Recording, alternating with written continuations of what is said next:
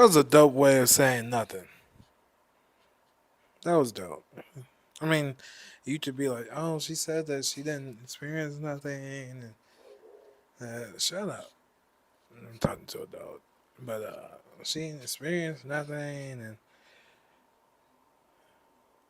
she was lit because he was lit. And the world was lit with him. It's like, I get it, but shit don't mean nothing for real. Like, what does that? What does that mean? Did she? And then later on, she said some stupid shit too. A lot of the things that people really like say about him, you didn't experience that as in dating. That's not something that you saw. So is that the reason why you never said anything? Is that the reason why when all of these allegations and lawsuits came apart, like why didn't you speak? Because I can't speak on something that wasn't my experience, and I can't speak on something that I don't know. I can't speak on these allegations because I wasn't around at the time. I don't know that person, and that wasn't my experience. So with you being, I feel like a survivor of domestic violence, he never hit you in a relationship. He was never violent. Was that something that you had to tolerate, or that wasn't a part of, because I feel like that's the biggest thing to him right now is, what he going through in these lawsuits and that video that came out. And it's like I feel like a lot of people are wondering, was that your experience? And I know personally that you've been through domestic violence before, and I don't think that's something that I know that's something that you've grown from and that you don't tolerate.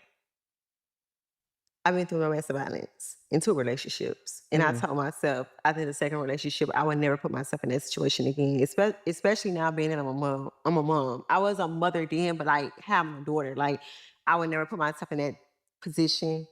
I don't stand for domestic violence. I'm just not going for that. So do you feel like with dating Diddy, like, was it a business relationship? Do you feel like it was beneficial for you? I feel like it was beneficial for both of us. Girl,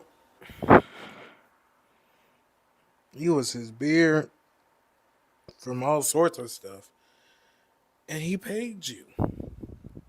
He got you a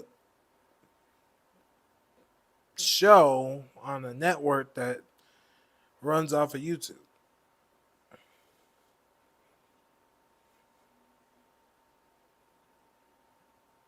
How is that mutually beneficial?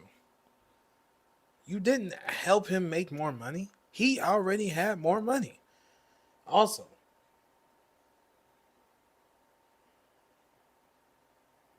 she didn't answer no question. That's called sidestepping.